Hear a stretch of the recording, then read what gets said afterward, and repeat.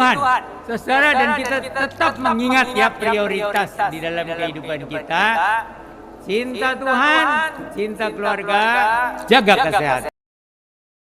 Shalom Sobat Rapetra, kita berjumpa kembali di malam hari ini ya. Ini karena suasananya lagi malam nih ya. Dan Sobat Rapetra, kita akan kembali mendapatkan tentunya pengajaran yang luar biasa dari siapa lagi kalau bukan narasumber kita, dari Bapak Pendeta Eri ya. Cinta Tuhan, cinta keluarga, dan jaga kesehatan.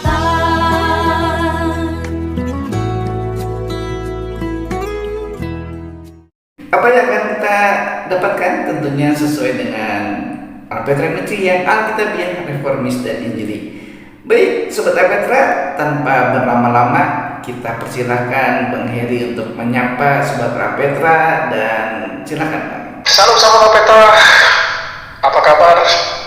Kita bersama-sama kembali di Alpetra Ministry, tentu pelayanan Alpetra Ministry untuk memperkuat dan menumbuh kembangkan iman orang yang hidup di dalam Kristus. Shalom. Ya, shalom. Nah, Sobat Rapetra, malam ini kita mau ngobrolin tentang Gen Z nih. Kita mau ngomongin tentang Gen Z. Nah, tema yang kita mau bahas di kali ini ya, seperti yang judul yang setelah bisa dibaca oleh Sobat Rapetra. Nah, ini kan jadinya ada satu perhatian khusus ya untuk Gen Z, karena Gen Z ini mewarnai kehidupan dalam gereja, dan bagaimanakah sikap gereja juga sikap kita dalam bersama-sama memberi wadah mungkin ya untuk Gen Z dalam pelayanan dan juga hal lainnya. Nah, mari kita simak penjelasan dari Bang Heri. Silakan Bang. Sahabat Alpetra, mungkin sahabat Alpetra juga dari kategori generasi Z. Begitu kan Alfa? Iya. Yang usianya mungkin 97 tahun ya. Tahun lahir 1997 sampai 2012 gitulah ya. Yeah. Usia yang 26, 25 sampai usia 40-an lah ya. Yeah. Seperti itu. Tapi ada juga dari sahabat Alpetra yang sudah berumur 50 tahun ke atas setia menemani Alpetra Ministry hingga sekarang ini. Nah, sahabat Alpetra, kita lihat belakangan ini gereja diisukan bahwa generasi Z diuji kemapanannya, dilihat atau sedang dimonitor. Ditemukan bahwa keimanan Gen Z apakah semakin mapan dengan adanya gereja yang dia datangi tiap minggu, mapan mentalnya, mapan spiritnya, dan kedewasaannya maju. Apakah pengaruh dari kepemimpinan gembala atau mungkin efek komunitas yang dibangun di dalam gereja seperti komunitas sel, atau mungkin karena keluarga yang mempush supaya dalam pertumbuhan iman dan juga spiritual selain gereja, selain keluarga maksud saya, gereja adalah tempat utama. Nah, tapi tidak sedikit juga gereja yang didominasi oleh Gen Z, Kang Alfa, atau generasi Z.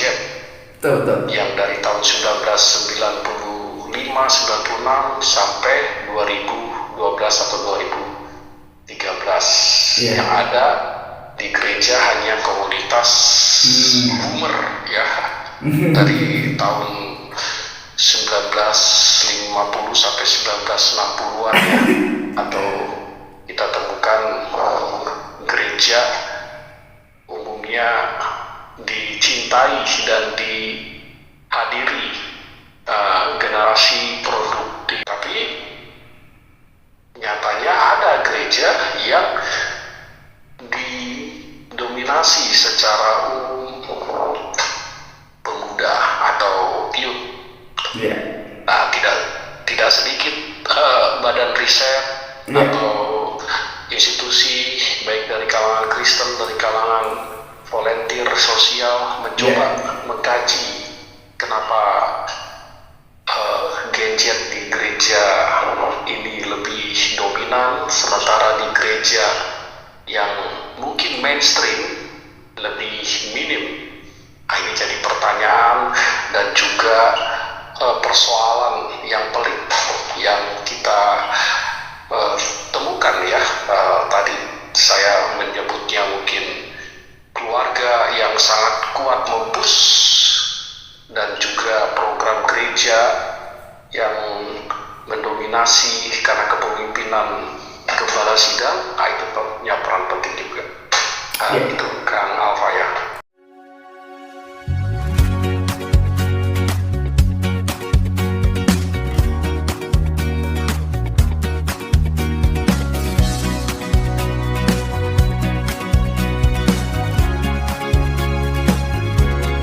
Injili Alpetra Ministry Reformis Alkitabiah Injili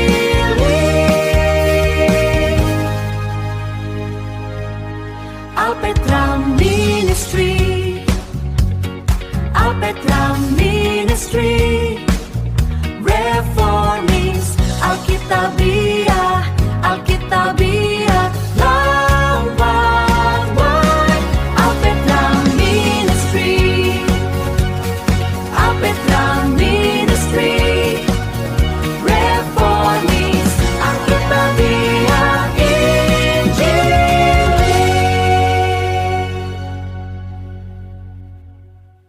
Oke Sobat Alpetra ya, jadi demikian ya, ada generasi-generasi. Nah tadi juga disinggung sama abang ya, ada generasi boomer, generasi X ya bang ya, generasi Y ya, kita mungkin generasi X ya bang ya. Nah tadi juga disebutkan oleh abang ya, bahwa ini merupakan satu hal yang penting untuk memberikan Gen Z itu juga peranan ya bang ya di gereja ya.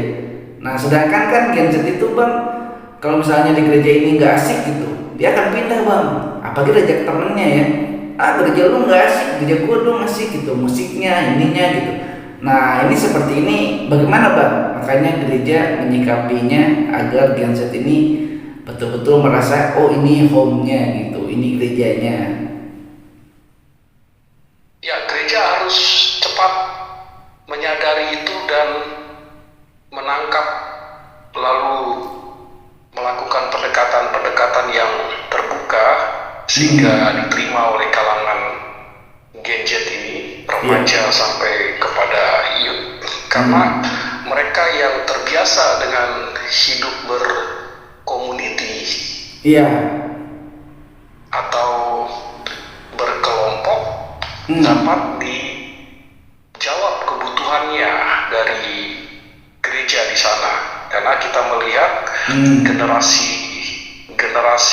mereka ini, cara pandang mereka terhadap iman, komunitas, dan keterlibatannya berbeda. Ya, tadi Kang Alpa menyebut kalau mereka memandang komunitasnya sudah mendapatkan rasa bersaing. Komunitas di sana, komunitas elit, dari komunitas yang kaya raya, elitis, ya, eksklusif. Cara pandangnya berbeda. Komunitas yang sana konsumeris, cara berpakaian, cara outfitnya ya, Iya. memilih pakaian, bergaya, flexingnya juga, komunitas mereka saling memandang di sana ya. Iya. Seharusnya ada tekanan, maksud saya penekanan khusus dari pihak rohaniawan, khususnya gembala sidang, untuk memberikan klarifikasi, edukasi bahwa satu kesatuan di dalam gereja melihat Kristus yang menjadi center atau pusat utama di dalam gereja, tidak ada gap ya. Nah, gereja juga harus kreatif ya, menempatkan mereka, membawa mereka kepada program-program yang dapat menyadari mindset ya, atau cara berpikir mereka yang keliru terhadap sesamanya. Dengan cara apa? Mengajak ke panti-panti asuhan yang dimana mereka tidak punya siapa-siapa tapi dirawat baik, ke tempat-tempat yang dimana banyak orang berkebutuhan khusus seperti panti cacat ganda ya. Lalu memperkenalkan gadget kepada mereka bahwa Tuhan juga mengasihi kondisi itu, sehingga mindsetnya berubah terhadap pandangan-pandangan yang mereka lihat adanya perbedaan ini. Tadi saya menyebut memang unik generasi ini ya, karena mereka melihat iman pun bisa berbeda satu komunitas ke komunitas lain. Ada yang beranggapan bahwa keimanan pendeta lebih tinggi daripada hidup spiritual kelompok Gen Z, karena pendeta dianggap kudus, suci, sementara komunitasnya atau generasi Z masih sedang berakit-rakit ya, atau berjuang untuk hidup kudus. Ini perlu ada edukasi khusus supaya tidak ada gap, entah itu gembala atau pemimpin gereja melakukan penyesuaian, baik penyesuaian outfitnya, cara bicaranya, gaul kepada generasi Z ya, sehingga bisa terbuka dan menerima demikian ya. Apalagi sampai kepada keterlibatan generasi Z di gereja. Seharusnya tidak ada perbedaan yang sangat mencolok, yaitu menganggap sebelah mana keterlibatan generasi Z di dalam pelayanan gerejawi, karena dianggap tidak berpengalaman, karena dianggap tidak ada kompetensi atau minim kompetensi, dan juga hasil dari kompetensinya itu. Nah, ini yang sangat rawan kita jaga, dan kita tidak sentuh atau tuturkan itu kepada mereka. Seharusnya melibatkan mereka sepenuhnya, minimal ada percaya diri supaya keterlibatan itu dipastikan oleh mentalnya, dirinya, dan nanti sementara berjalan akan semakin baik kompetensinya, keinginannya, dan lain sebagainya. Memang tidak semua gereja melihat itu ya. Sama seperti dulu yang kita angkat dalam podcast di Sahabat Alpetra Ministry, sampai akhirnya membuat kualifikasi yang sangat tinggi ketika orang melamar ke perusahaan. Begitu ya kan Alfa ya. Jadi ada kualifikasi atau persyaratan yang sulit ya di lingkungan gereja, seperti itu kan Alfa. Iya Bang, nah tadi juga sebenarnya saya udah mau nanya nih tentang iman nih, dan Abang udah jelaskan panjang lebar. Nah Bang, ini Bang juga Bang, kan iman ini penting ya Bang buat Gen Z ya. Nah bagaimana Bang dengan adanya pengaruh media sosial kan? Kalau Gen Z kan pasti dia bermedia sosial, kan banyak pengaruh tuh yang akan mempengaruhi imannya juga. Selain dia mungkin menghormati atau juga tadi seperti Abang singgung, dia memandang pendetanya seperti apa. Tetapi ini juga jadi rentan ya Bang, karena iman mereka juga bisa jadi goyang. Ini gimana Bang seharusnya Bang? Para Gen Z ya terutama nih. Nasihat Abang untuk para Gen Z. Terkait dengan iman dalam hidup dilematis Gen Z di tengah-tengah gereja, apabila komunitas Gen Z ini terbiasa di tengah-tengah gereja dengan mengikuti kegiatan gerejawi ya, khususnya di lingkungan youth atau teens, remaja, nanti akan terbiasa juga dia menyaksikan imannya kepada lingkungannya, bahwa ketika dia ditanya ya, dia tetap meyakinkan keimanannya hanya kepada Yesus, atau juga lewat gaya hidup perilakunya dengan karakter Kristus, rendah hati, jujur, setia. Itu kan karakter Kristus ya, yang lahir dari buah Roh Kudus, menunjukkan bukti keimanannya di luar gereja, karena begitu kena dan begitu dapat dia hidup di tengah-tengah gereja yang gereja sediakan, fasilitasikan, programkan ya, misalkan seperti komunitas sel khusus untuk youth atau Gen Z ya, di usia 15 sampai usia 30-an.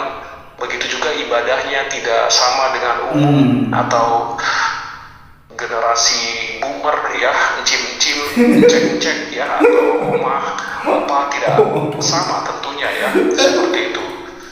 Bahkan ada pemimpin dari Gen Z yang khusus, sekalipun dia sudah menikah, tapi dia juga seorang senior, mapan secara spiritual, bertanggung jawab secara iman, dan memimpin generasi Z di gereja itu. Sehingga komunitas gereja yang selalu ada di tengah-tengah itu dengan mengikuti banyaknya kegiatan, bisa juga diikuti berdasarkan keinginannya, entah itu olahraga, entah itu musik, entah itu padel ya, atau juga seperti hiking, mencintai alam dan lain sebagainya. Tentu tempat berkumpul itulah yang diinginkan oleh Gen Z. Tempat itu sebagai ruang untuk menemukan seperti apa dirinya. Dari yang introvert ya, menjadi bisa menerima dirinya dan orang lain. Karena ruangnya dia sudah dapat, ruang relasionalnya dia sudah dapat, yaitu di keluarga dan di gereja. Entah itu di keluarga dia tidak dapat, setidaknya di gereja dia dapat, sehingga nanti dia akan kembali ke keluarga untuk menerima familinya, kedua orang tuanya, kakak dan adiknya, semua opa dan omanya, karena dia sudah menemukan bahwa dirinya begitu dicintai oleh Tuhan Yesus. Karena relasional dia sudah dapat ya, sehingga keimanannya bertumbuh. Karena keimanannya sudah dapat juga dan dia bertumbuh, keterlibatannya di gereja pun akan menghasilkan kenapa, yaitu keterlibatan melayani sebagai aser, sebagai WL atau song leader, bahkan sebagai pemberita Kristus, karena dia merasa perlu bersaksi. Soalnya ya Bang, kalau Gen Z ini tidak diberi ruang atau diberi fasilitas sama gereja, mungkin mereka juga jadi kabur-kaburan ya Bang ya, baik secara iman atau komunitas. Tadi di awal bilang mungkin mereka ada kelompok-kelompok kecil gitu ya, atau ada betul, karena ada ruang atau tempat untuk dia mengekspresikannya lewat kompetensi atau cara berpikirnya, lalu dia akan nyaman karena mendapatkan ruang yang dia peroleh dari program-program Oh iya. gereja itu. Kenapa? Iya. Berikan ruang sebebas-bebasnya, tapi diedukasi untuk tertib dan santun. Iya. Nah, Bang, gimana Bang dengan kan kita juga harus kasih tahu ya sama Gen Z ya bahwa mereka juga sebetulnya dibutuhkan ya Bang di gereja ya. Jadi para Gen Z ini dibutuhkan gitu. Nah, mungkin ada Gen Z yang lagi nonton, ayo Anda dibutuhkan di gereja Anda sendiri ya, dan bahkan untuk pekabaran Injil bahwa Tuhan Yesus sudah menebus dosa kita, menyelamatkan kita dari dosa melalui pengorbanannya di kayu salib. Itu juga untuk Anda para Gen Z. Nah, para Gen Z jangan diam-diam baik ya Bang. Harus ikut juga dong dalam Iya, ekspresikan ya, ekspresikan. Nanti akan dibaca, dilihat ya, bahkan dilibatkan ya oleh pengelola gereja atau pemimpin gereja. Gen Z jangan diem baik gitu ya, jangan menang baik. Ya, mungkin dia akan terdiam atau pasif karena tidak mendapatkan ruang, Kang Alfa, tidak mendapatkan tempat untuk berekspresi, dan tidak terbaca oleh pemimpin gereja, bahkan menghakimi.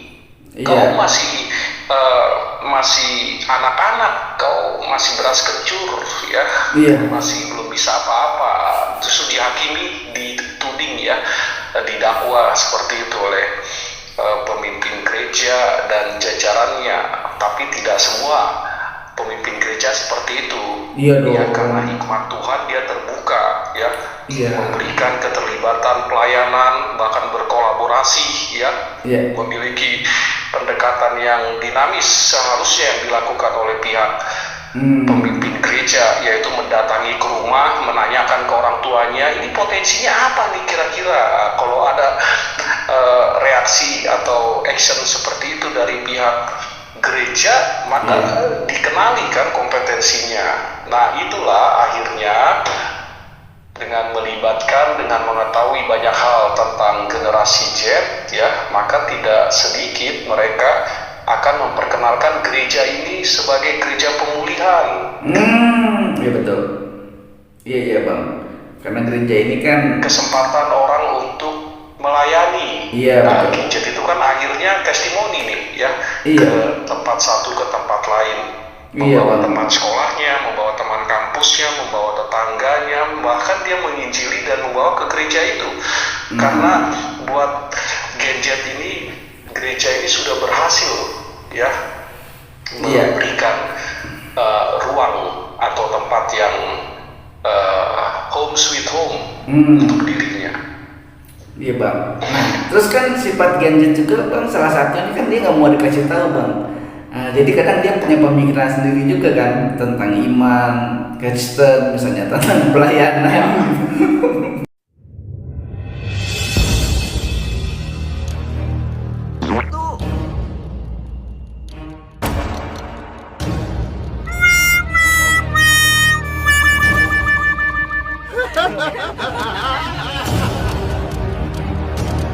Oke Bang, nah Bang, kita lagi membicarakan tentang kontribusi ya kan Bang. Setelah imannya jadi kuat nih, kita dari awal pingin supaya ada kontribusinya nih Bang.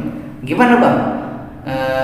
Kita kasih saran nih untuk Sobat Apetra yang Gen Z berkontribusi Bang dalam gereja, bahkan dalam pekabaran Injil juga ya, tadi Abang singgung.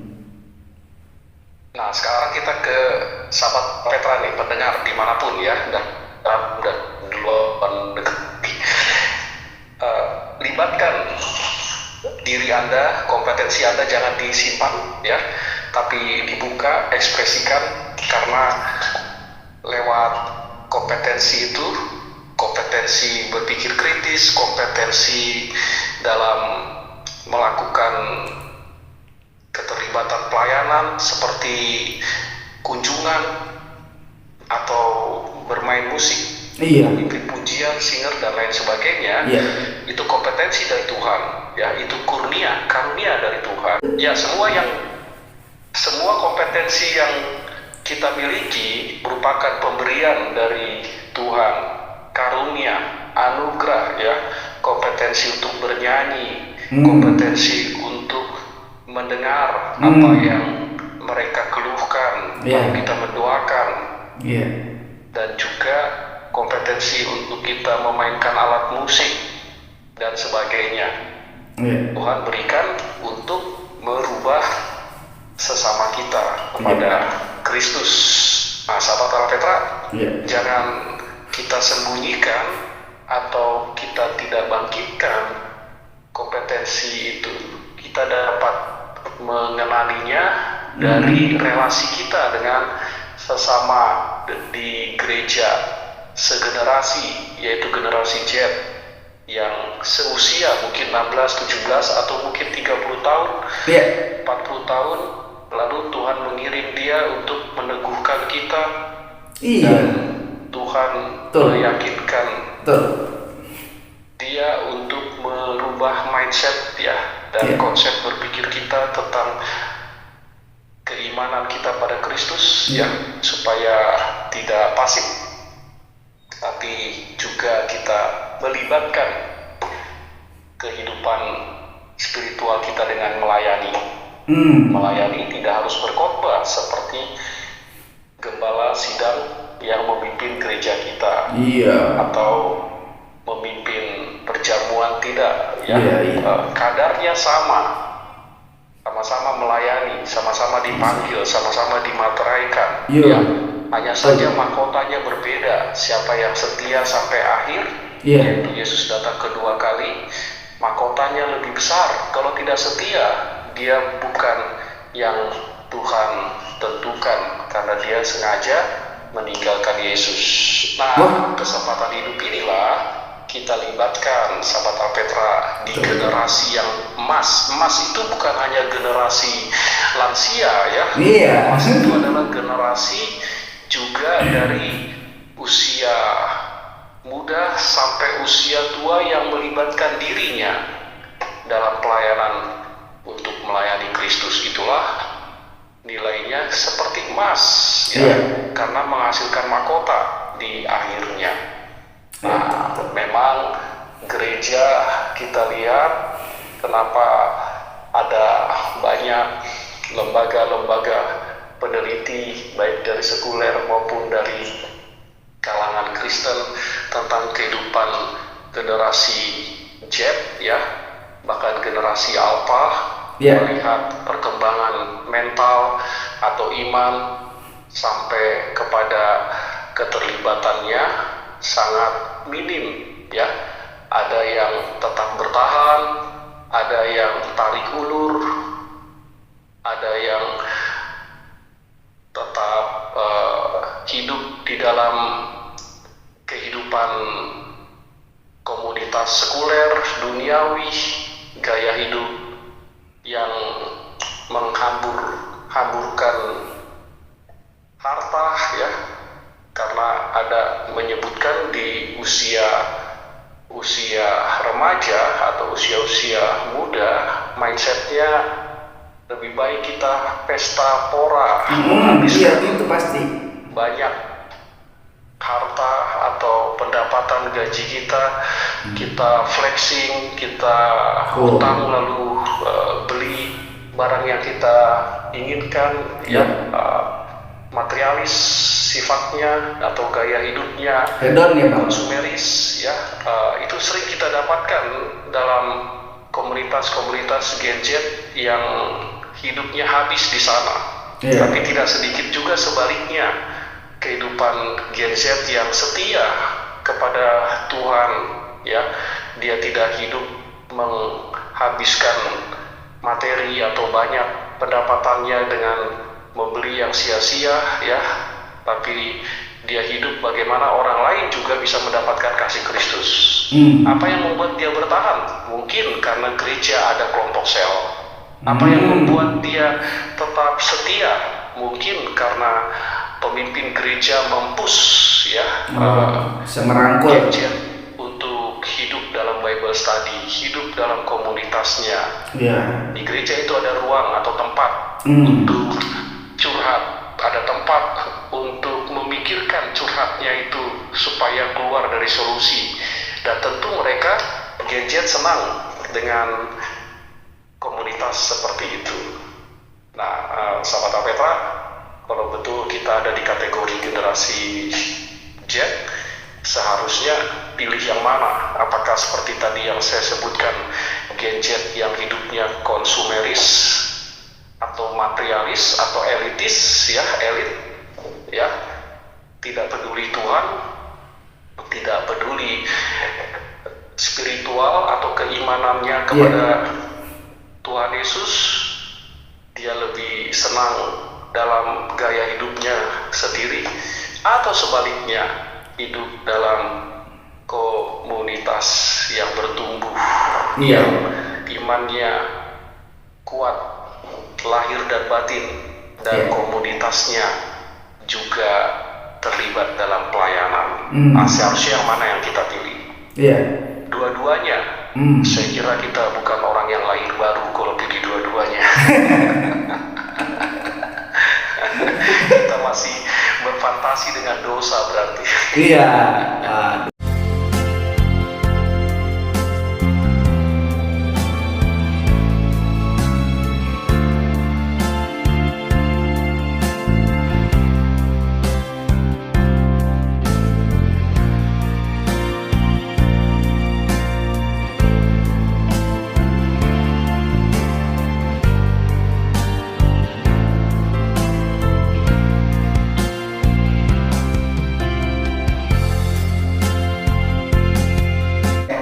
Tantangan terbesar gereja memang saat ini yaitu bagaimana menjembatani, ya, menjembatani jarak kultural atau perilaku kebudayaan atau tradisi yang mapan dengan cara hidup gadget ini, ya. Nah, menjembataninya kan seperti tadi yang saya sampaikan, mau tidak mau boomer, ya, atau generasi X seperti kita nih, ya, Kang Alfa, saya generasi X, misalkan sebagai pemimpin, saya kira kita lakukan secara kontekstual penyesuaian yang tepat dengan membuka diri, tidak mendakwa mereka generasi yang menyusahkan, ya, tidak mendakwa mereka generasi yang nyebelin, ya, tidak demikian, tapi menyambut mereka.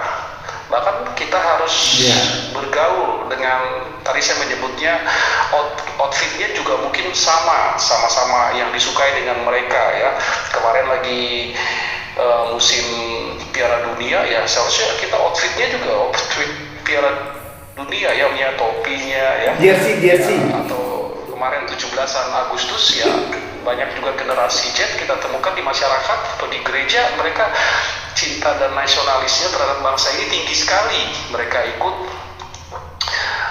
acara-acara perlombaan yang dimana mereka ikut 17-an, ya, balap karung, lomba main futsal, ya, ada banyak yang harus kita juga terlibat sehingga mereka senang, kagum, rupanya kita diterima, rupanya mereka yang tuir-tuir ini menurut mereka, ya, mereka tuir-tuir juga mereka menyambut kita. Seharusnya begitu, ya, jangan dibedakan, ya, ajak makan bersama, ajak pelayanan bareng, ya. Nah, ini saya kira untuk menjembatani jarak yang kultural, ya, yang jarak yang memisahkan jauh sekali langit bumi. Jangan sampai pada perilaku demikian, ya, dari pihak tua-tua gereja, ya, seperti itu. Karena apabila demikian mereka akan lari, ya, syukur-syukur mereka cari gereja lain, ya, yang dapat menerima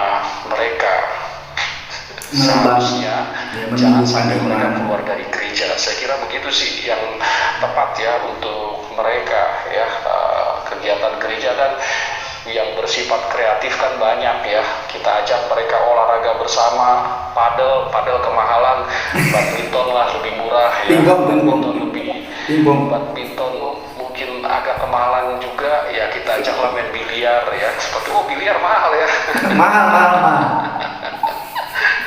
Ya, paling enggak gereja rata-rata punya pekarangan, ya, kita main aja di tengah-tengah pekarangan atau halaman itu tenis meja, itu kan badminton lah bisa mungkin. senang terlibat. Kalau nggak suka dengan hal itu ya kita ajak karaokean ya, lagu-lagu Oh iya, betul. gitu atau gitaran terbuka ya.